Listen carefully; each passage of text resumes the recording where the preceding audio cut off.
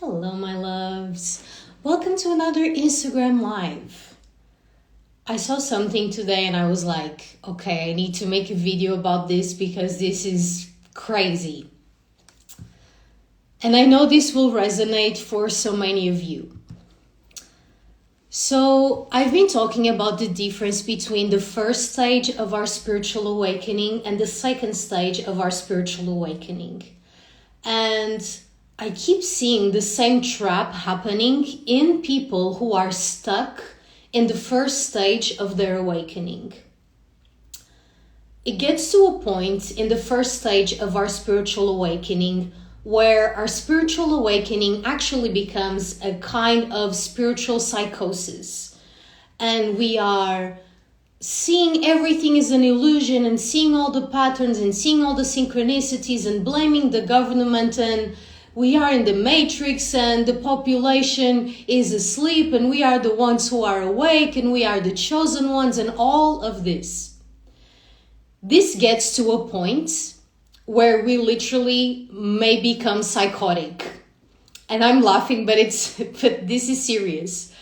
I saw a post of someone I used to know like a long time ago on Facebook, which I don't really even use Facebook, but I saw it. And it was such a clear example of people being in this pseudo-spiritual trap of victimhood.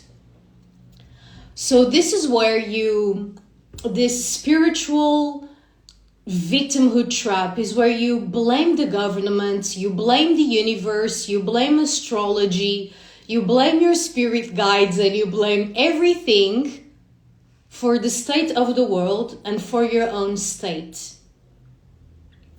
And so you become a victim of all the circumstances, and you complain about the state of the world, you complain about the government, you complain about money, you complain about the matrix, you complain about people being asleep, and you stay stuck there.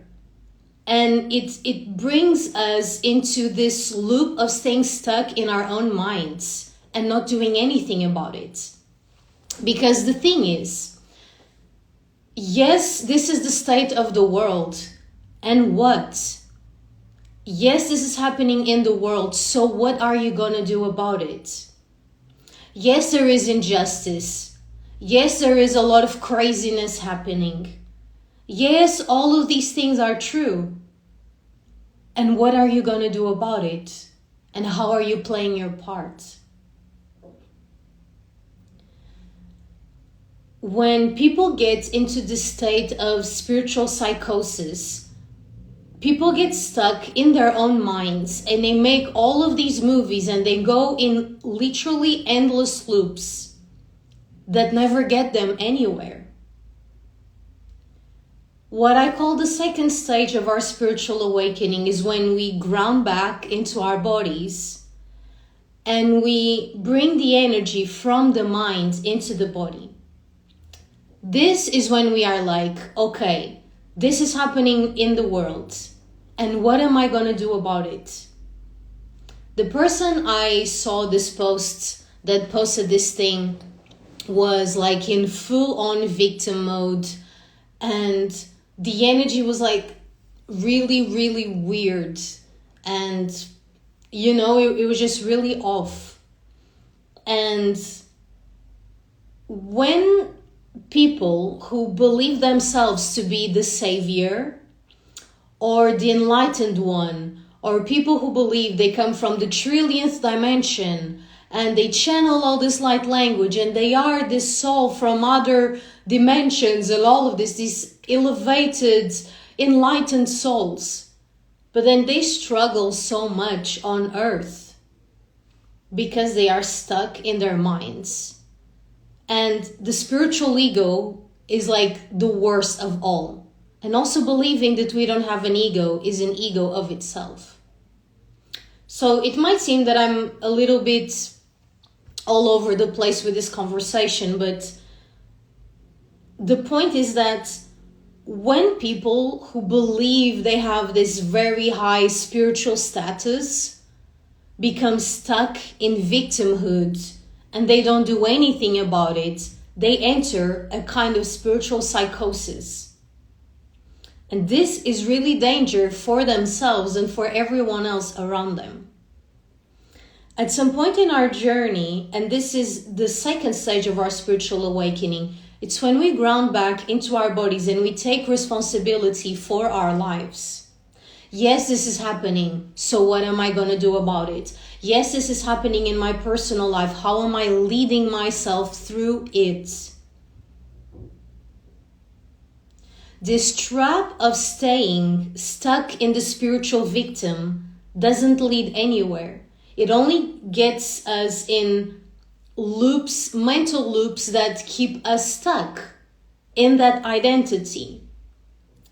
So when we are blaming the system and blaming the energy and blaming the universe and blaming everyone outside and not taking accountability and responsibility, we get stuck in spiritual victimhood. But the difference, and I made 2 posts about this today, the difference between a victim and a creator is that the victim is like, oh, this is the state of the world, oh my God, it's so horrible, the government, the matrix, blah, blah, blah, blah, blah, blah.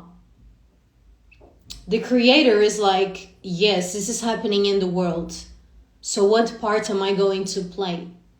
How am I going to contribute positively? How am I leading myself through it? The victim stays stuck in the thing that is wrong. What is wrong with the world? What is wrong with the government? What is wrong with society? The creator gets creating, gets moving. So I have so much compassion, but honestly also like pity, not in a sense of like it hurts to see, honestly, because I've seen so many of my friends and so many spiritual people stuck there. And at some point I was there as well. That's why I can see it. And that's how I brought myself out of it. The victim will always stay stuck in the mentality of this is happening to me, this is happening in the world, and this is it. The creator knows what's happening and uses that as the ground to step on and create. So this is happening in the world. What am I going to do? Instead of waiting for something to change, for a savior to come, for Mercury to not be retrograde, for the planets to align, for your spirit guides to save you, whatever. You remember and you become the one that saves yourself. The one that leads yourself through whatever it is that life throws at us. Because that's the thing, life is lifing. And sometimes it's cloudy, and sometimes there are rainbows and sunshine, and sometimes it's raining and thunder. But it's how you lead yourself through it all. The spiritual victim just stays stuck in inaction, and it doesn't move. A creator is moving even in the adversity, even in the chaos. And actually the creator uses the chaos to alchemize it into creativity, into power, into service.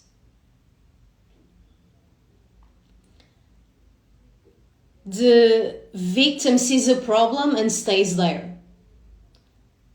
The creator sees a problem and it's like, okay, so now what? It's like playing a game of chess with the world, with life. And sometimes the universe throws something at you that you did not expect. But what is your move now?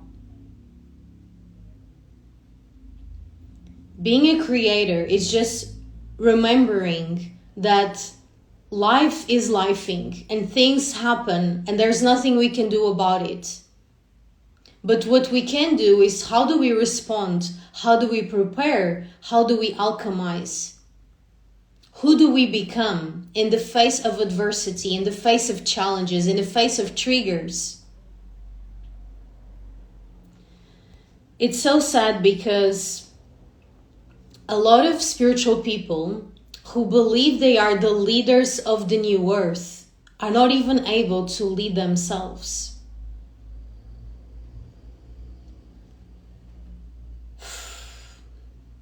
Right? So how can you believe you are a starseed, a light worker, a leader of the new earth if you cannot even lead your own life?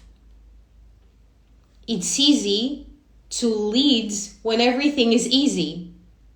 But when it's challenging is when we find our power and we refine it. And instead of wanting things to be easier, wanting things to be different, complaining, it's about making your move.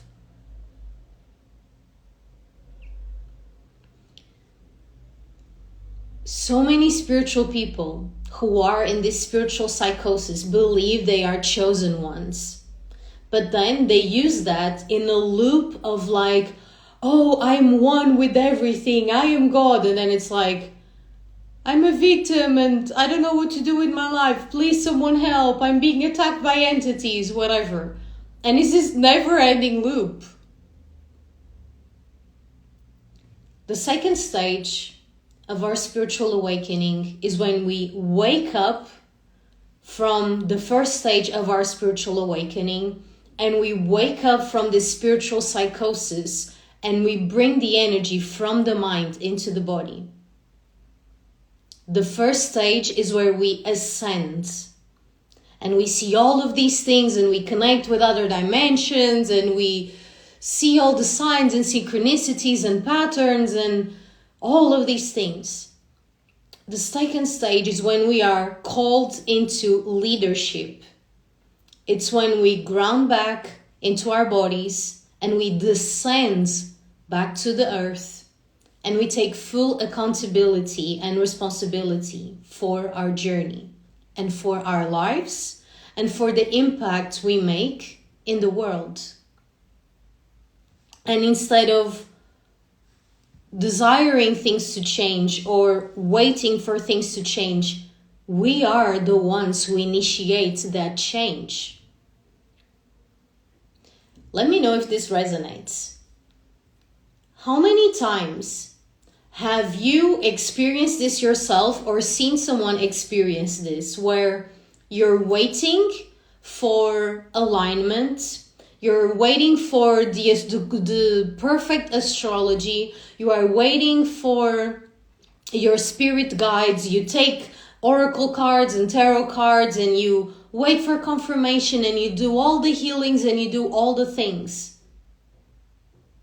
And you're waiting for a sign before you move. We talk about, in spirituality, we talk so much about our power. But how much do we use spirituality to externalize our power constantly? Externalizing our power can look like, oh, I need to take oracle cards, otherwise I can't make a decision. I need Mercury to not be retrograde, otherwise I cannot start this new project. I need to ask my spirit guides before making a decision. I need to wait until I feel a full body yes. I need to ask my higher self. And you wait, and you wait, and you wait, and you wait, and you wait. The second stage of your spiritual awakening is when you realize that no one is coming to save you. It's when you realize that you are the one. You are like, this is such a spiritual cliche, but literally that you are the one you have been waiting for. And what happens is, instead of you continuously externalizing your power and literally using spirituality as an excuse to not take action, to not take responsibility, you start bringing your power to yourself, which has always already been here, another spiritual cliche. But you start moving. You start moving. You don't wait for the fear to go away. You don't wait for the oracle cards or the universe or the spirit guides or the higher self to tell you, go. You go. You move. You initiate. You go first. I've seen even like very famous spiritual people talking about how at some point during their journey, they thought there would be this event. Remember this? This was like back in 2012 or something like that. They believed that there was going to be this event where the timelines would shift and the world was going to end. And like things were like going to change and we're going to literally ascend to another dimension. And then nothing happened. And they're like, oops. If you know what I'm talking about, you know. If you don't know, that's also okay. The first stage of our spiritual awakening becomes the illusion in and of itself. And instead of realizing that everything is an illusion, we are all one and we are all connected and the government and blah, blah, blah, you realize that actually the spiritual awakening in itself is also one of the greatest illusions. And you stop when you are initiated into the second stage of your spiritual awakening. And if you haven't heard about this before, this is something that I made up because I feel there was a point in my journey where there was like the first stage of my spiritual awakening and then the second stage. So I just invented that just so it kind of makes sense. The second stage, it's where you take full responsibility. You are no longer believing that something will happen. You are making things happen. And you no longer try to bypass or transcend your human experience. Instead, you take action in the physical. And you stop using spirituality as an excuse to postpone, to delay, to point fingers, to blame. You stop using spirituality as an escape. Because I also made a post about this yesterday or today. If you're using spirituality as an escape, maybe it's not so spiritual. Because that was never the point. If spiritual people only use spirituality as a way to bypass their humanness, how can that be called spiritual? I mean, that feels like the actual opposite of what spirituality is supposed to be about. This second stage of our spiritual awakening, we take full responsibility for our lives and for our journey. We no longer wait to feel ready, like, oh, I feel ready. I have all the clarity and the oracle cards told me and Mercury is direct and all these things. And then I take action. The second stage of your spiritual awakening, you are taking action. Even when you are terrified, even when you are uncertain, even when you have anxiety, even when you cannot see the full way ahead. But you initiate the action and you lead yourself through the obstacles and through the challenges. This is for me also when we merge spirituality with self-development in a balanced way. It's not about trying to fix ourselves constantly and going in loops of self-development and spiritual healing where you're never healed and you always need to get better and you always need to do more. But it's also about not using spirituality as an excuse to not take action. And also not use self-development as an excuse why you're not ready right now. Because you need more something. I feel this is the true awakening. When you stop waiting for something to happen. When you stop waiting to feel ready and you stop waiting for divine timing and you make this timing divine.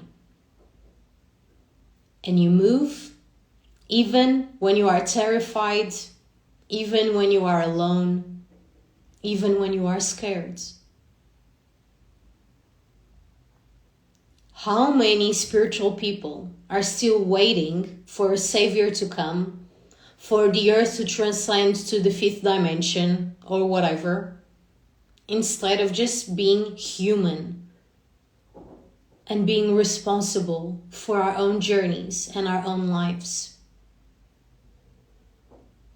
And it's not easy. That's why most spiritual people just meditate their way to bypass and escape being here. And I get that. And I've been there. And when I was there, I didn't know that's what I was doing. But at some point, you need to realize, are you using even meditation as a way to bypass the discomfort of your human experience? Or are you using meditation to really connect and relax and ground? And this is a triggering question. It's confronting. But this is where we ground and we get really real with ourselves. Are we using even the most so-called spiritual practices and tools as an actual way to connect, or as a way to bypass, dissociate, and escape? When will you be ready? When you are being initiated into the second stage of your spiritual awakening, you realize that you are always ready. And being ready, it's not a feeling necessarily. It's not like being fully relaxed and fully confident and fully aware and all the things and then you're ready. No, you're ready right now. You're ready right now as you are. So how are you moving? This is where you really also see how you are using your mind to overanalyze. Let me know if this resonates. In the first stage of your spiritual awakening, you are also like fully aware of yourself. So you are so aware of what's happening in your mind and so aware of the patterns in your life and aware of the patterns in your relationships and your connections with other people. But you're not really able to move anything, to change anything. And then you become hyper aware, over analyzing and overthinking without being able to ground the energy and make a physical, tangible change. Yes, I love that. As soon as we are born, we are ready. Yes. Being ready is not a feeling. It's a decision. And that's scary because some days you feel more ready than other days, right? Some days you feel more confident, you feel better, you feel more energized. Some days you cannot be bothered. But how do you lead yourself through all of it? This is where discipline, consistency, and self-leadership come in. And even things like, this is so hilarious, especially with social media, you guys. I also see people using, for example, feminine energy as an excuse to not take action. Have you seen this? Are you guilty of this? Oh, I don't feel it, so I'm not gonna do it. For me, this has been such a great lesson with... So I have lots of practices that I do every single day, no matter what. From doing my daily podcast, Inside Activation, from showing up on social media, from journaling and like going to the gym. There are all of these practices and these things that I do daily. Some days I feel like doing them, sometimes I don't. But that is the difference between the victim and the creator. The victim uses all the excuses. Let me use spirituality as an excuse. Let me use feminine energy as an excuse. To not take action, to not lead themselves, to not take responsibility. A creator uses that energy and alchemizes it into creativity, into power, into inspiration, into motivation. This is the difference. And I love that, like, for me, I had to learn all of this myself. I had no one, especially in the spiritual community, no one I could talk to about this. Because most people I knew were highly spiritual, channeling light language, channeling other dimensions, channeling spirit guides, and doing all the things. But they were also not leading themselves. They were also, you know what I'm saying? So I had to go through this transformation and figure it all out myself. And of course, still figuring it out. Still leading myself through it. So I wanted to come here today to share this and have a deeper conversation, because I post a lot and I share about these things, but it's different to come here and have a conversation, a deeper conversation. So, as always, it's your choice of what you do with this information. I shared this with you yesterday. If you use my videos to be just something that you consume but doesn't really change anything in your life, you're actually using this information to self-sabotage. Because that's another thing. It's noticing all the self-sabotaging patterns that we have. Let me know if this resonates as well. In the first stage of your spiritual awakening, you are feeling that you need to read more books, watch more videos, listen to more podcasts, do more mentorship, learn more information, like gather more information in your mind, so then you are ready to take action. Eventually, someday. But you never actually take the action. And you stay stuck in just the overconsumption of information. The second stage of your spiritual awakening is when you realize you don't need more information, you need application. You don't need more information, you need execution, you need action, you need embodiment. So I invite you to not use my videos and my posts as a way for you to self-sabotage yourself. Self-sabotage yourself, okay? And to postpone the action that you already know you need to take. Because that makes it meaningless.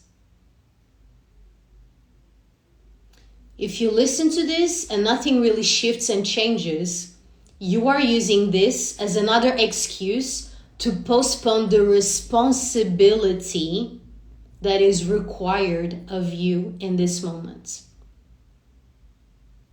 This is why in my world, in my mentorship, in my mastermind, in my membership, we don't do the overconsumption of more information and overthinking. We don't wait for signs. We don't wait to feel ready. We are moving and we are taking action. And we are leading ourselves through the discomfort that comes with being a leader. And being a leader doesn't mean that you lead others. It means that you lead yourself. And by you leading yourself, you become an embodied example of leadership. Leadership cannot be thought. It's something that you experience. Sister, I'm reading your message. I needed to be here and I got goosebumps. A leader is not necessarily someone who leads others and tells others what to do. I'm not here to tell you what to do. And in my world, I invite you to take a lot of action, but I don't tell you what to do. Because that is not the point. I show you what leadership looks like by sharing pieces of my journey, and I see you, and I activate you and support you into you being the leader in your own life and taking responsibility and leading yourself. The world doesn't need more leaders who lead others. The world just needs us to lead ourselves. And we get to support each other. And we get to do it together. But that's the thing again. I cannot take action for you and you cannot take action for me. And this is the other thing with motivation, for example. If you need someone to tell you to take action towards your dreams, something is wrong. Something is wrong. It's not like we're not supposed to need motivation or inspiration. If your dreams are alive enough inside of you, you will move. Yes, sometimes it's challenging. Sometimes we don't feel like it. Sometimes we deserve and we need support. But you don't need to watch motivational videos or inspirational videos to take action towards your own dreams. That is insane if you think about it. Of course, we can like be in a funk, you know, and we watch a video that activates us and we're like, okay, or something like that. That's great. But the biggest motivation you need to take action towards your dreams are your very dreams. Your dreams are the things that I wrote this a long time ago, a while ago. But I started noticing in my own life, and this is like so vulnerable for me to share and so authentic, and this can be very triggering to hear, but I know I've been there and I feel it too, so I'm going to share it. I started noticing that my dreams, instead of being this thing that inspired me, they started haunting me because I was not taking action on them. So, if you feel that your dreams have become not like this thing that you are really excited about and passionate about, but something that is like literally like haunting you and making you feel bad or depressed or have anxiety, that's because you're not taking the responsibility necessary to take action towards them. And when you start taking action towards them, they become dreams again. They become lighter again. You guys, this is why we master discipline and consistency. We don't wait to take action only when we feel good. We learn how to be present and centered even when our emotions are all over the place, even when we don't feel our best.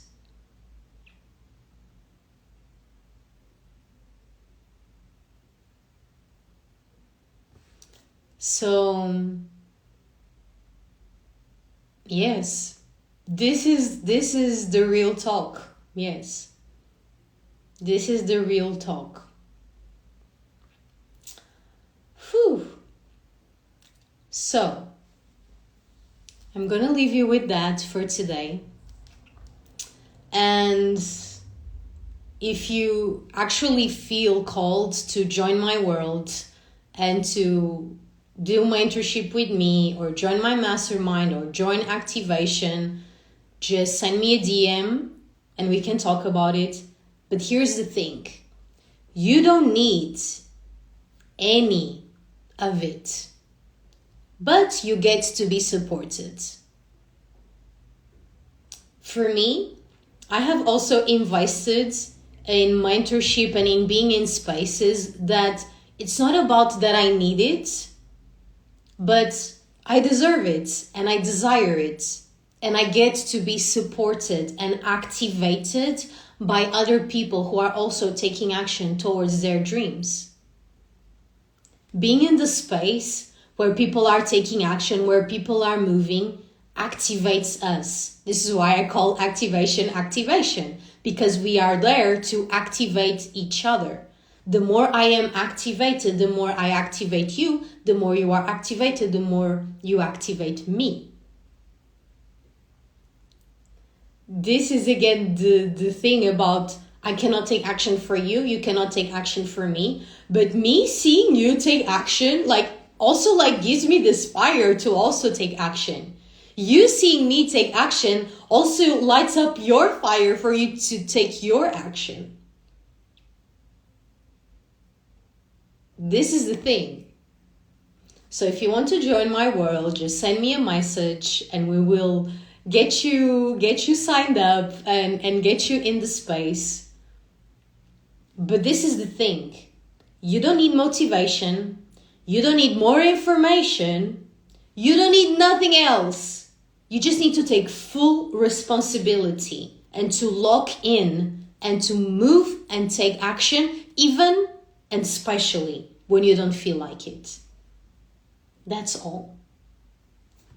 Thank you all for being here and thank you for your messages. I'm reading them and I'm sending you all the love and blessings on your journey as you take action towards your dreams. And I will see you on the next one.